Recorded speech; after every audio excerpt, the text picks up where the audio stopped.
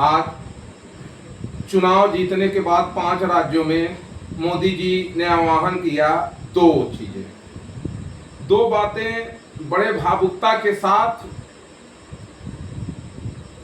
कि आज देश पर संकट है। तो उन्होंने कहा कि एक साल सभी भारतवासी सोना न खरीदे शादी ब्याह में। अब बताइए, इस फड़की आदमी का एक और जोन बाटे नाटक शुरू हो गया। दूसरी तरफ डीजल पेट्रोल कम खर्च करें, और दूसरे दिन वो अहमदाबाद में देख रहे हैं कि बहुत बड़ा जुलूस जा रहा है। फिर तीसरे दिन देख रहे हैं मोदी जी 2 गाड़ी से जा रहे हैं।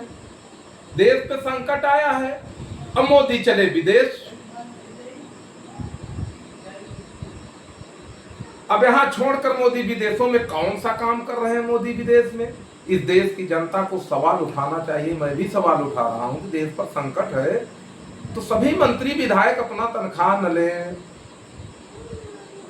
ये चीजें, ये व्यवस्था जब से मोदी जी आए हैं 14 से, तब से होता। जब चुनाव होता उसके बाद महंगाई आती है, डीजल पेट्रोल का दाम बढ़ता है, गैस का दाम बढ़ता है, तो लगातार ये क्रम चलता रहा। शुरू से ही देश को गुमराह करने का अब नया फांग रच दिया, क्योंकि अपने दोस्त को डीजल पेट्रोल बचाकर भारत की जो व्यवस्था है डीजल पेट्रोल की, उसको बांग्लादेश भेजना है। अदानी जी के लिए सब काम कर रहे हैं। तो देश की जनता से अपील करना चाहता हूं कि आप लोग सवाल पूछिए।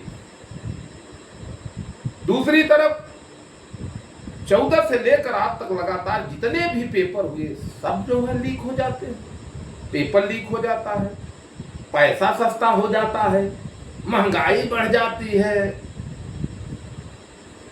टैक्स बढ़ जाता है, एक्साइज ड्यूटी बढ़ जाती है। चुनाव के बाद सब, चुनाव के पहले क्यों नहीं है जो बाटे आपदा बेपता आती है। अभी 5 प्रदेशों का चुनाव था, मोदी जी वहां सस्ता पेट्रोल सस्ता डीजल बेच रहे थे। आज रो रहे हैं कि अब देश पर संकट आ गया है। तो देश के 145 करोड़ जनमानस से अपील करना चाहता हूं कि ऐसे थड़की आदमी को जो है गद्दी से मुक्त करें। नहीं तो सब देश बेचकर, पहले कहा था कि मैं फकीर हूं, झोला लेकर भाग जाऊंगा, तो यहाँ महंगाई करता है, यहाँ जो है झूठ बोलता है, और झूठ बोलने के बाद चुनाव होने के बाद उसके बाद फिर विदेशों में भाग जाता है। विदेश से कुछ मिलता भी नहीं, केवल विदेशों में बेइज्जती कराता है, विदेशी नीति कमजोर करता है, केवल कर्जा ढूंढने जाता है। सोना इतना महंगा हो गया। पहले जो है कहता था बीजेपी सरकार आई है, अब महिलाओं का मंगलसूत्र कांग्रेस वाले देख रहे हैं। अब तो कह रहा है कि शादी ब्याह में न खरीदो। अगर शादी ब्याह में आप सोना नहीं लेकर जाएंगे, आभूषण नहीं लेकर जाएंगे, तो वहां घर में विवाद होता है। यह व्यक्ति घर में विवाद तैयार कर रहा है अब अपील करके।